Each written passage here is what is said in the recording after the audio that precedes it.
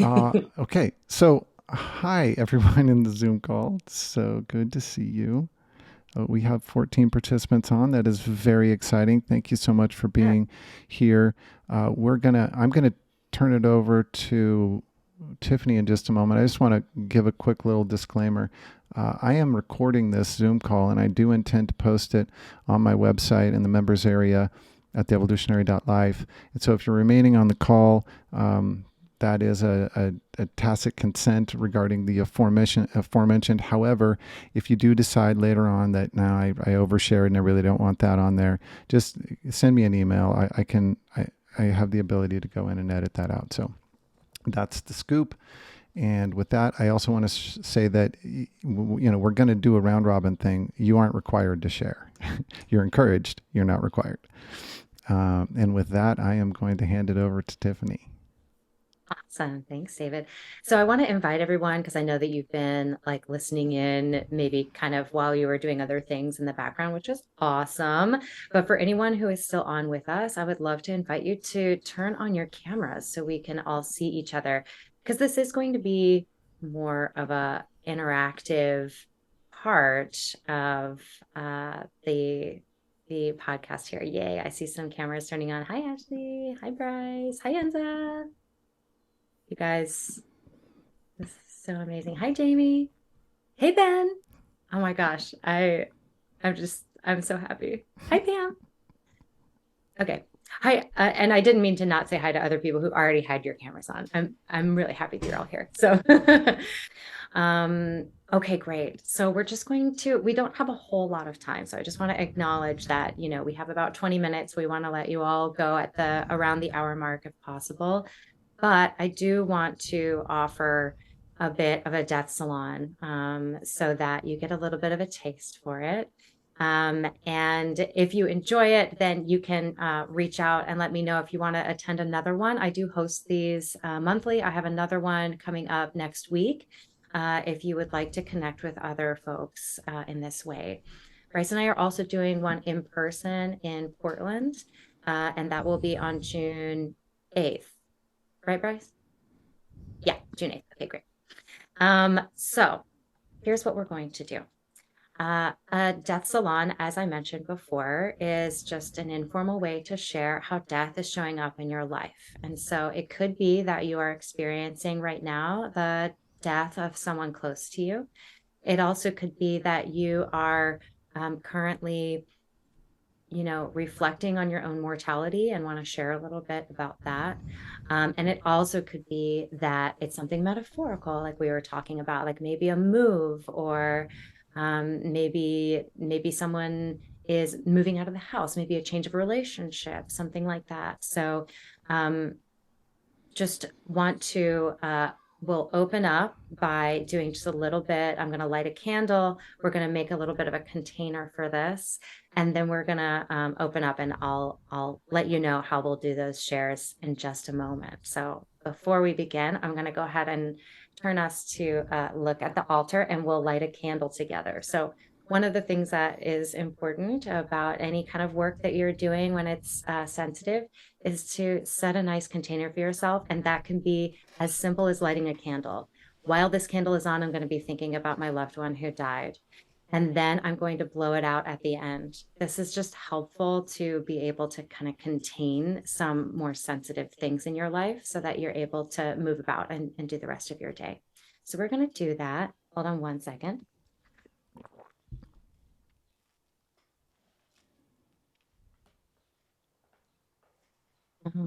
Okay. Okay. So I want to invite each of you to just very simply take a moment, take a deep breath in through your nose, exhale through your mouth. And now, if it's comfortable for you, close your eyes. And while you're doing this, I invite you, if you would like, to lay a hand over your chest, over your heart. Just take a moment to call to mind someone you know in your life who is an ancestor, who exampled ways to hold difficult things well. And maybe you don't know someone who was this ancestor. So maybe it's someone you imagine that is an ancestor of yours. And they just were so good at holding difficult material. They were good listeners. They made good eye contact and knew just when to say something or when to stay quiet. And maybe they were a good hugger. Just calling into our awareness right now examples that we have seen or that we can imagine, and calling upon that help as we share today. Keeping those people in our hearts, I'm now going to light this candle.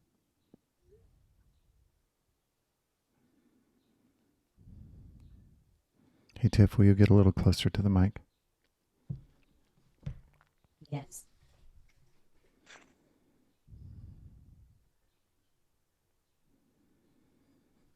Okay.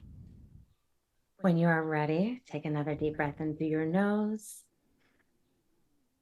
Exhale through your mouth. And when you're ready, open your eyes again.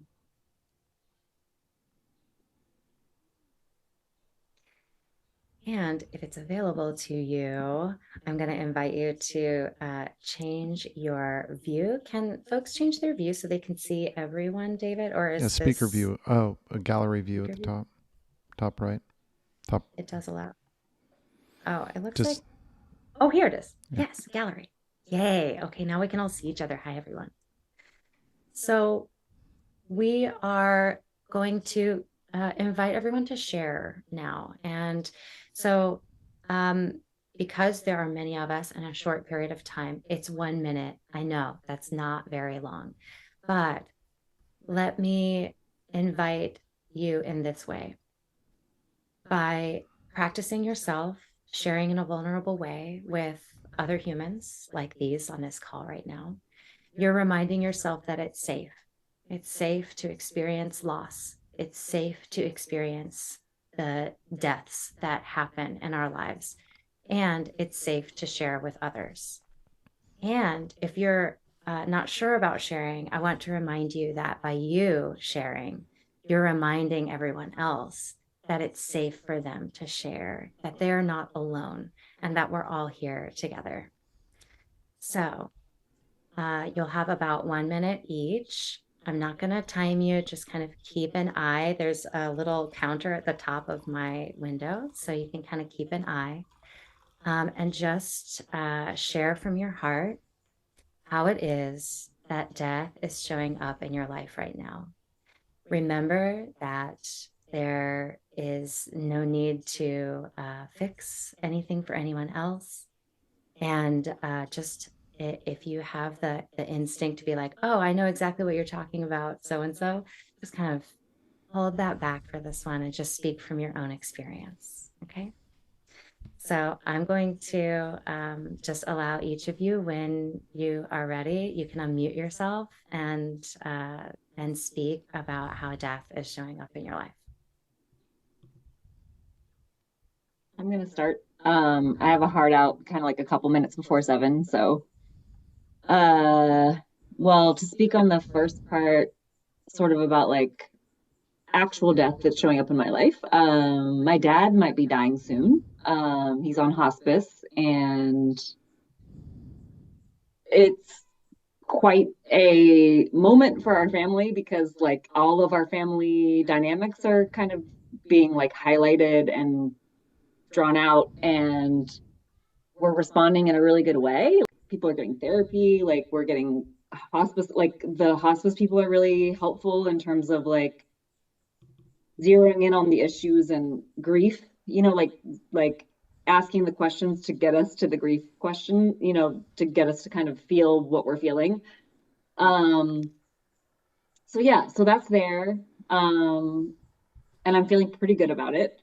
And then sort of in my career or like my creative life, I feel another death, like because I'm trying to launch a career as a children's book author illustrator, and it's a huge stretch for me, and it's been about 8 years in the making. And it's terrifying to be like, I'm terrified of success, but I know this is like gonna be a thing. Like it's just like it's already a thing. So I'm navigating that. And it's almost like an old self has to die so that I can be this person who's like able to do this thing that I want to do. So yeah, that's how it's shown up for me. So thank you. That's so beautiful. Thank you so much, Brianna. You're welcome. Thanks for letting me share. Being here.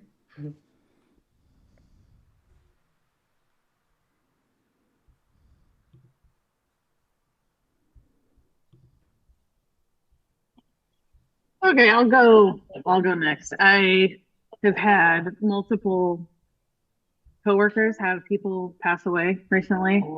My boss's mom, her daughter's best friend committed suicide, along with one of my other coworkers' best friend's daughter committed suicide separately, but within about a week of each other.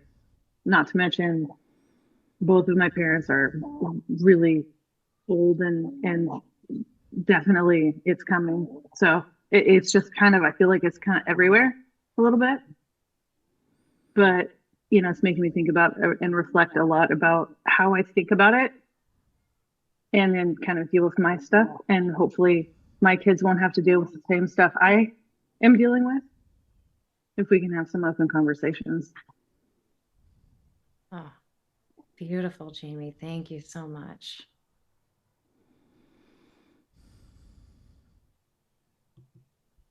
I can go.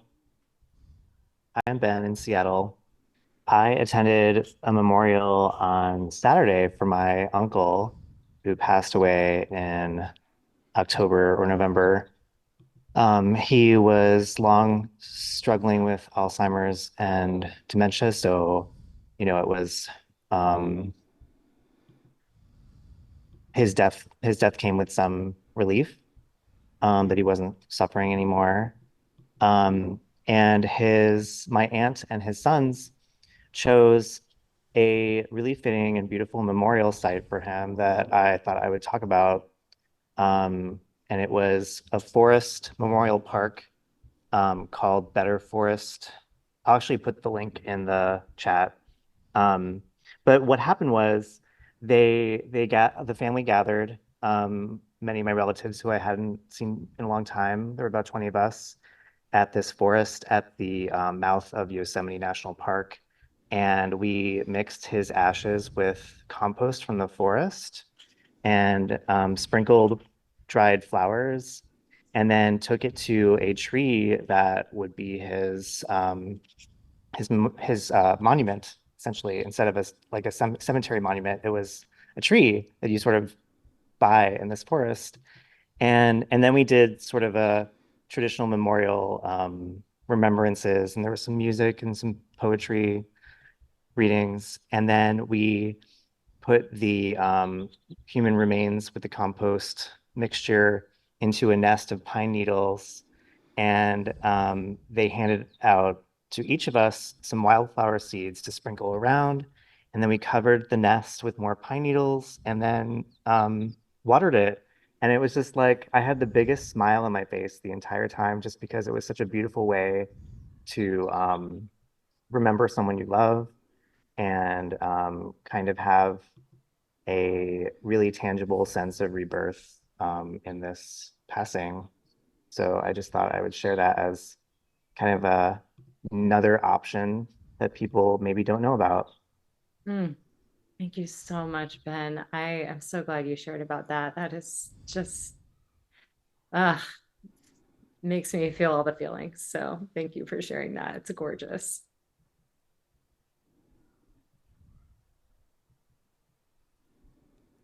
I can share.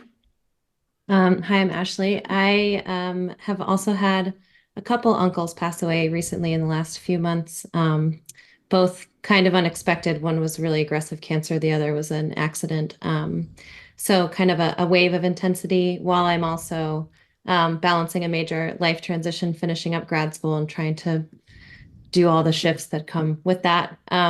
So I've been feeling, it felt like the grief around the actual death kind of had to be paused at different moments or only dipped into kind of lightly so that I could manage this other big transition. So I'm really feeling the kind of like, or trying to allow for the extension of grief and mourning beyond kind of the major event or some of the processing and the service and these like formalized ways we have of processing grief and really seeing the kind of extended play of it all. So, yeah. Thanks so much, Ashley.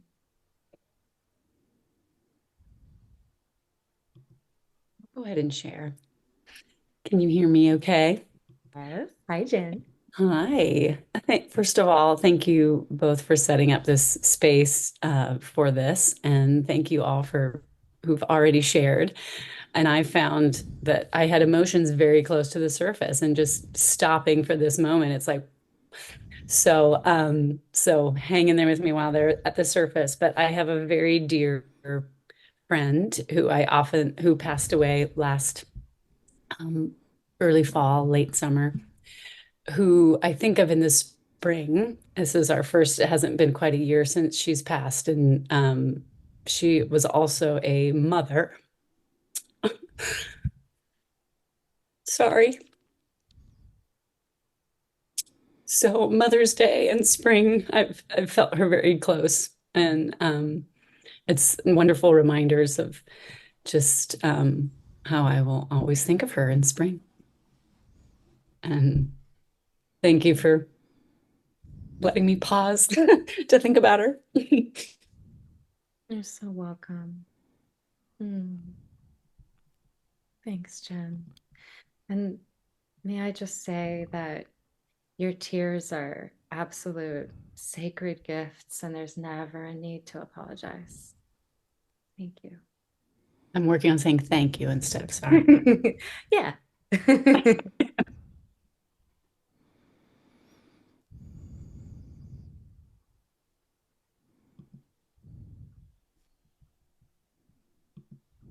We have a few more minutes. Does anyone else have anything they'd like to share? Yes. My name is Alan. My mother is currently in hospice. Has been for a while, actually. So she doesn't have she has very little mental decline. So we still have all the kind of mental connection we've had. She'll be 101 this August. But her body is not holding up. So, I'm really thankful for what you're doing. My father passed away some years ago, and my brother and I actually took over the funeral home so that we could play flute and anoint him with oil and all that. Such a challenge, sort of to what David was sharing, or earlier, both of you, not having all your ducks in a row before things happen. And he was traveling and died out of state. So getting him back before they did anything to the body so we could actually take care of him. My brother and I have done a lot of spiritual work since we were pretty young. Both have done a bunch of shamanic training. So we had specific things that we wanted to do there in the funeral home. And we had to really kind of muscle our way in. It was a lot of resistance to what we wanted to do. With my mother, we have hospice and we're more in place, but my mother is so cognizant and she has real specific things that she wants. So we've been really trying to support her as much as possible. And it really is about fear. With my mother, she's been religious all her life, but she's very afraid of, what happens next. Right? So that I think what for me, I have learned through both of this and from a lot of reading and other things that I've done in contemplation is for me to become more and more comfortable with my death now as I'm alive. And that's what I've been doing for the last, I guess, 30 or 40 years is really keeping my death as an ally. So I read that in Castaneda's book. He talked a lot about that, whether you believe in that or not, about really having your death as an ally, as something that can inform you as you go through your life. So that's what I live with it. And it brings me great peace in the situation with my mother too. So it actually, feels very easy and natural to watch her move through the stages. So thank you. Thank you so much.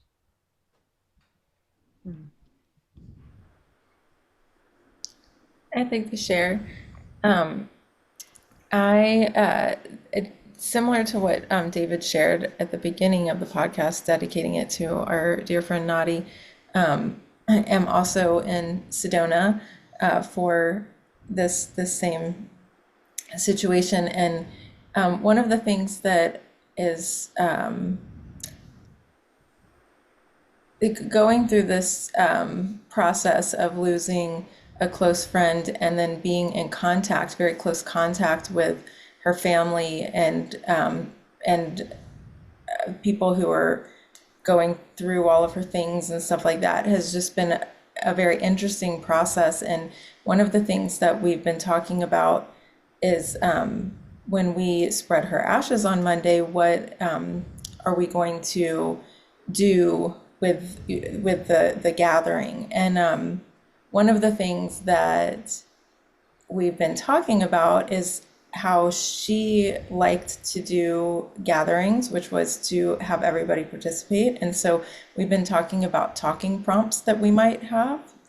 And a good friend of hers came up with one the other day about, what is a quality that she brought to your friendship or something that stood out to you that you want to take forward in your life and in your friendships, like basically what did you learn most from your friendship with her?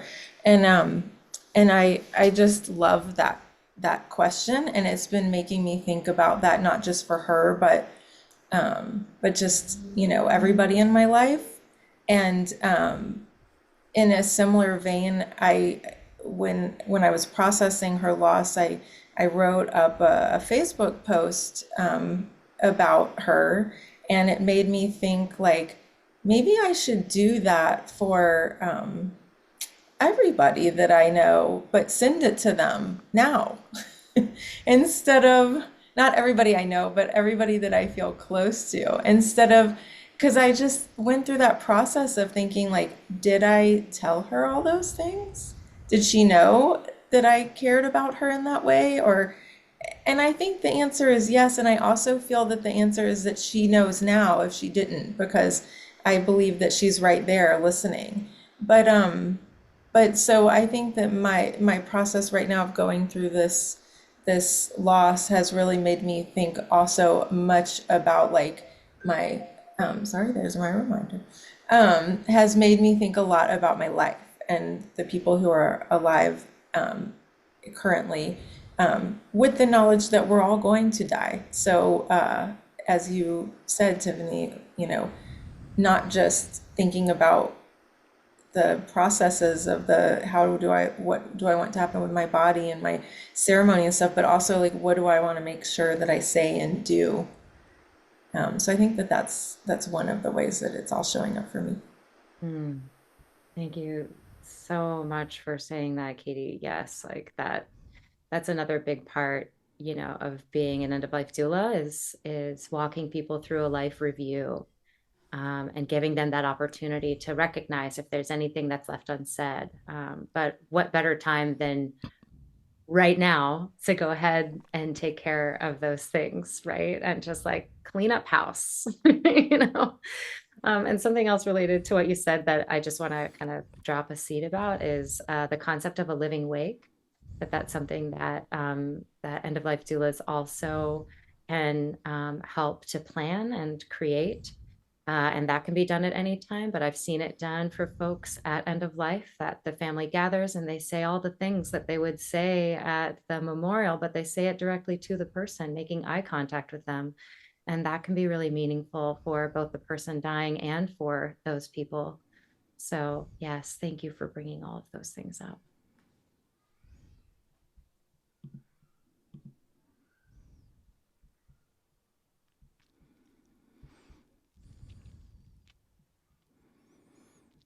I realize that we are 1 minute past the hour, but I want to make sure that everyone who would like to speak can speak. So if you would like to raise a little hand. Okay, great. I would like to just share briefly that I mentioned before that my mom is on hospice.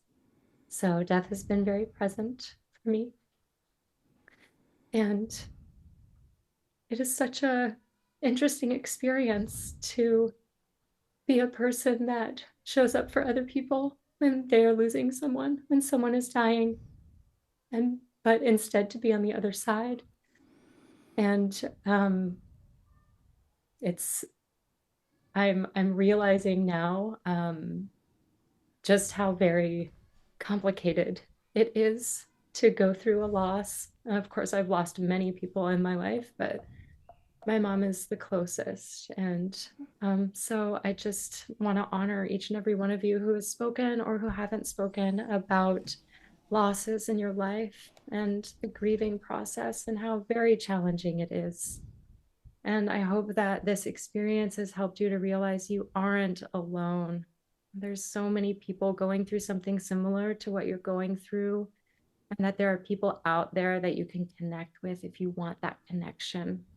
I really do think that it's human connection that brings richness and joy. And I believe it's our connection to others that makes life worth living. So I encourage each of you to open up, whether it's in a group like this or just one-on-one, and let people know what's on your heart. How are you feeling? So I think with that, David, I will make sure to blow out the candle to signify the end of this time. And then then I just have one more question for you after you do that.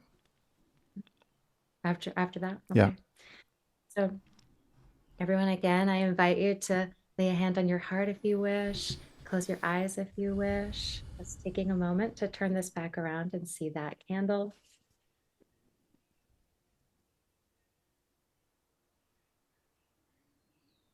Just taking a moment now, again, to remember those ancestors or those people that came to your mind who know how to hold difficult things in a good way.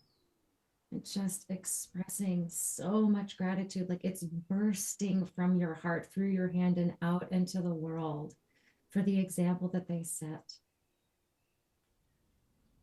And just taking a moment to say thank you to those people. Thank you so much for all that you have shown us. And may each of us exemplify just a little bit, if not a whole lot, of the example that you have set for us, that we may comfort others, that we may be good listeners, and that we may be excellent ancestors. Opening your eyes if you wish to take in another deep breath. And I'm going to blow out the candle and you can do it with me. Okay. Thank you so much, Tiffany. This has been freaking fantastic and so authentic and nourishing. Thank you. And I want to just ask you to reiterate, if you haven't already, if there's anyone on the call that doesn't know how to get a hold of you and would like to, what would they do? Yes. So you can go to hallowedharvestdoulas.com, and I'll pop that in the chat in case you would like to check it out. That is my website, harvestdoulas.com. Yeah, and feel free to reach out. And I just can't stress this enough. So I am in Portland. If you really want to talk to me about anything about end of life, I am so here for you. And there are end-of-life doulas all over the country. So you can reach out to me. I can help you find someone local, or yeah, we can help find the right support that you might need. But do go online and Google end-of-life doulas. Just see who's there. You could also try Death Doulas and just see who's near you, because there likely are some practicing doulas near you that are here for this kind of work. Fantastic. Thank you so much. Thank you, everyone, for joining. I really appreciate it. This has been a lovely, blessed time and a lot of fun and rich and juicy. And I'll see you all on the other side. Thanks, everyone. Bye.